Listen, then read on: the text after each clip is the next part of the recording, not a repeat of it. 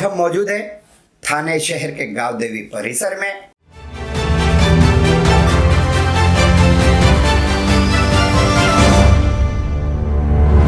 Congress party के कार्यकर्ता मोहम्मद अली मोमिन, जिन्हें पप्पू मोमिन के नाम से जानते हैं, ये कांग्रेस पार्टी के महाराष्ट्र प्रदेश कमेटी के ग्राहक संरक्षण सेल के कार्याध्यक्ष।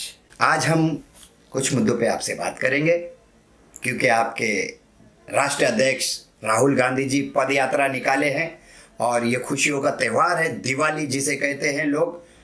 इसके ऊपर भी आपको जनता को संदेश देना है और आपके पार्टी के माध्यम से क्या क्या कार्य होगा, क्योंकि आज आपकी राहुल गांधी जो हैं उन्होंने पद यात्रा निकाली है, जिससे लोगों को क्या क्या लाभ होगा वो भी आप बताएंगे। एफके स्टूडियो का तहे दिल से शुक्रगुजार हूँ कि उन्होंने अपना कीमती वक्त निकाल कर मुझे इस अवसर पर बुलाया और बोलने का मौका दिया। उस लिए मैं उनका तहे दिल से आभारी हूँ। खुशियों का त्यौहार है। इस खुशियों के त्यौहार में पूरे भारतवासियों को दीपावली के शुभ अवसर पे मैं सबको तहे दिल से शुभकामनाएं देता हूं और मेरे हर उन घटक को, जहां तक मेरी आवाज़ जा रही है, कांग्रेस पार्टी के तरफ से, महाराष्ट्र प्रदेश कांग्रेस कमेटी की तरफ से उन सभी लोगों को शुभकामनाएं, मुबारकबाद, हार्दिक दीपावली की शुभेच्छाएं। उसके साथ साथ राहुल गांधी जी इस अवसर पर भी वो भारत जोड़ो यात्रा के अंदर शामिल हैं, जिसके लिए 3,500 किलोमीटर का सफ़र हमको तय करना है, जिसमें से 3,500 किलोमीटर के आसपास हमने 100 दिनों के अंदर अपनी पदयात्रा, भारत जोड़ो यात्रा कंप्लीट की है। 7 नवंबर को इंशाल्लाह राहुल गांधी जी महाराष्ट्र के अंदर, नांदेड़ के अंदर वो अपना प्रवेश कर रहे हैं और हम सभी भारतवासियों को, सभी महाराष्ट्र के रहवासियों से गुजारिश करते हैं कि वो सब भारत जोड़ो यात्रा के अंदर शामिल हों।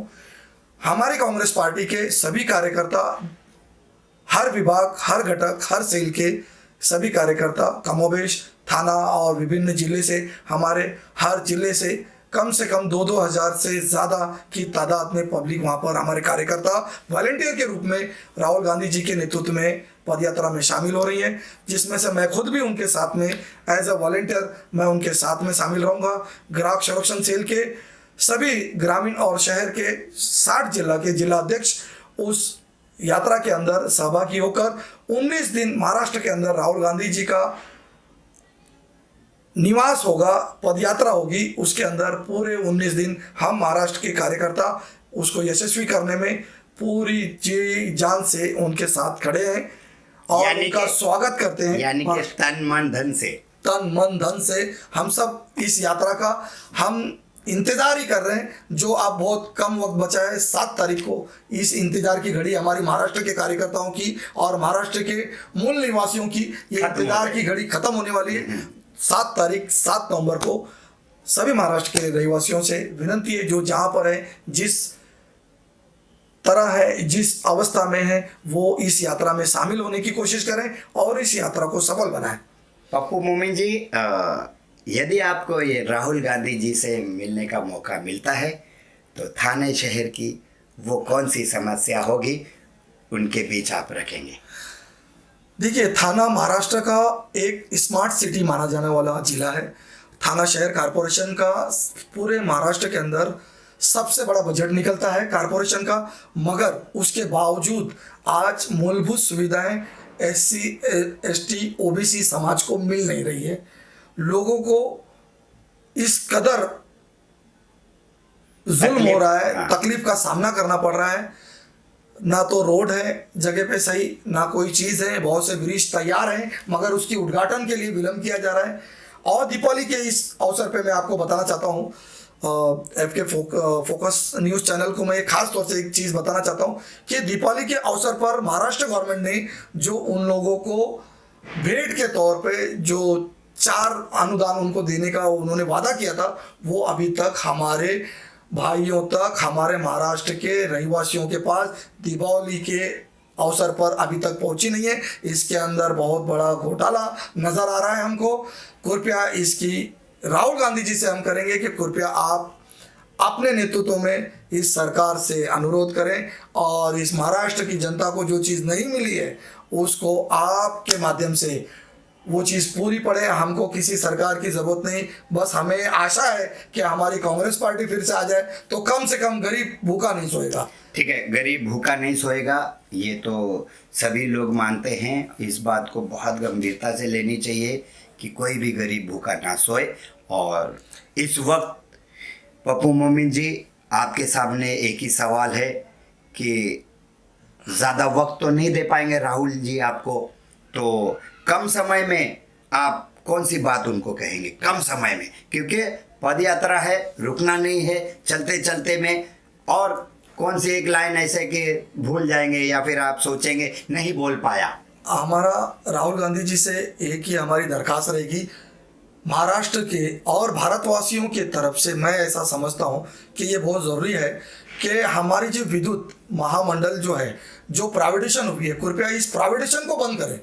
जितने भी वर्क प्राइवेटेशन, हमारी ट्रेनें, हमारा प्लेटफॉर्म की टिकट 5 के जगह पे 50 रुपया हो गया, ये सारी चीज़ों को प्राइवेटेशन को बंद करें और आम जनता को बिजली मुक्त सरकार दें, स्वास्थ्य निःशुल्क स्वास्थ्य दें, जिसकी वजह से गरीबों को कम से कम इसका लाभ मिले और वो निःशुल्क इलाज ले सकें और इस वातावरण के अंदर वो श्वास ले सकें। जिससे पप्पू मोमिन जाना गया वो क्या है?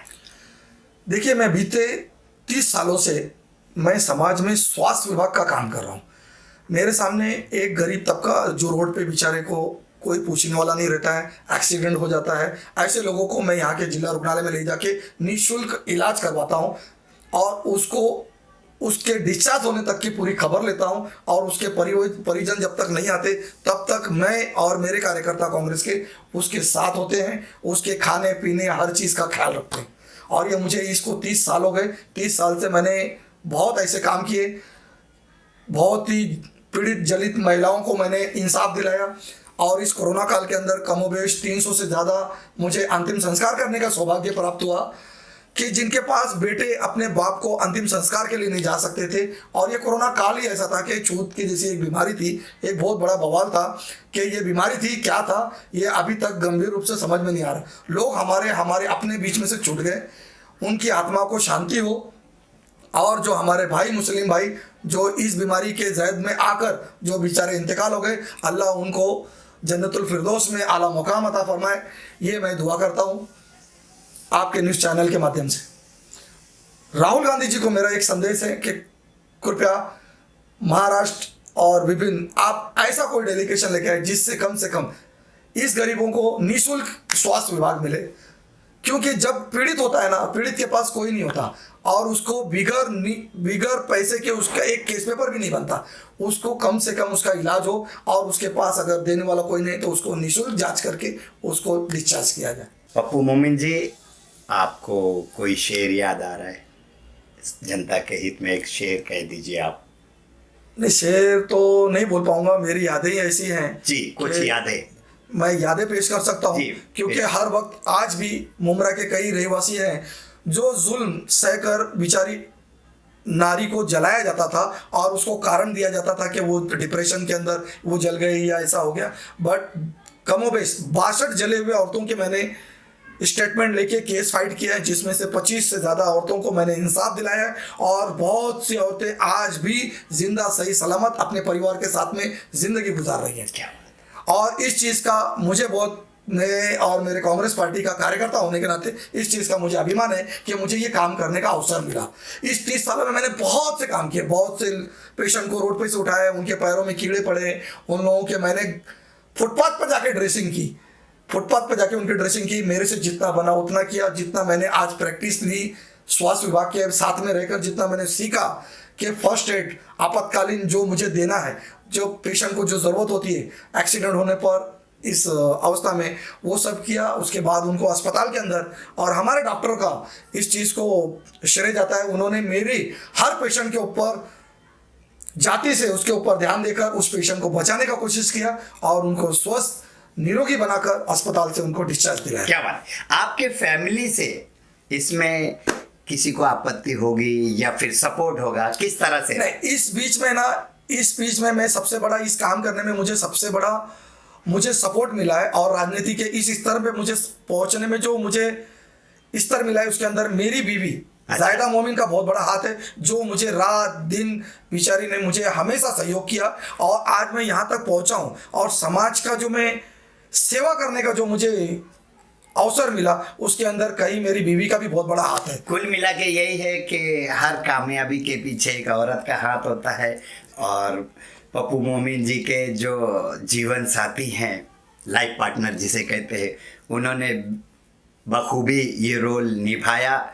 तो हमें फ़क्र है आपके ऐसे लाइफ पार्टनर और जीवन साथी पर। यूं ही लोगों के बीच खुशियां बांटें। ये है हमारे पप्पू मोमिन जी थाने शहर से। मैं आपका शुक्रगुजार हूं कि आपने इस मौके पर एज अ प्रेस आपने इस चीज़ को ज़रूरी समझा। मेरे इस रोज़मर्रा के कामों को देखकर उसके लिए मैं फोकस न्यूज़ चैनल का बहुत तहे दिल से शुक्रगुजार हूं कि उसने ये आवाम तक आवाज़ पहुंचाने की कोशिश की। बहुत बहुत शुक्रिया। बहुत बहुत शुक्रिया। Thank you. जय हिंद। मेरे उन जनता से मेरा अनुरोध है जिनके पास हमारे जैसा कार्यकर्ता का नंबर नहीं होता, जिसके कारण उनको इलाज या जो भी परेशानी होती है उनको कोई बराबर रहबर नहीं मिलता और लोग उनको ठग लेते हैं। इस मुसीबत की घड़ी में उनको साथ देने के लिए मैं महाराष्ट्र प्रदेश कांग्रेस कमेटी का कार्याध्यक्ष होने के नाते मेरा नंबर आपके सामने पेश कर रहा हूँ। कभी भी किसी भी ज़रूरतमंद, किसी भी वर्ग, किसी भी समाज का व्यक्ति मुझे 24 आवर्स इंटू 7 कॉल कर सकता है और मुझे आपकी अपनी तकलीफ़ के अंदर शामिल करके मुझे सौभाग्य प्राप्त होने का अवसर आप लोग दें, यही मैं आशा करता हूँ। FK न्यूज़ चैनल के माध्यम से मैं मेरा नंबर आपके सामने पेश कर रहा हूँ 9821805555। कृपया हर व्यक्ति इस नंबर को नोट करें और आपके दुख दर्द में मुझे शामिल करें। मैं कोशिश करूंगा मेरी पार्टी की तरफ से मेरा हर कार्यकर्ता आपकी सेवा में हाजिर रहे और आपको सेवा प्रदान करे। धन्यवाद। धन्यवाद। हमारे चैनल को लाइक करें, सब्सक्राइब करें, बेल आइकन दबाना ना भूलें।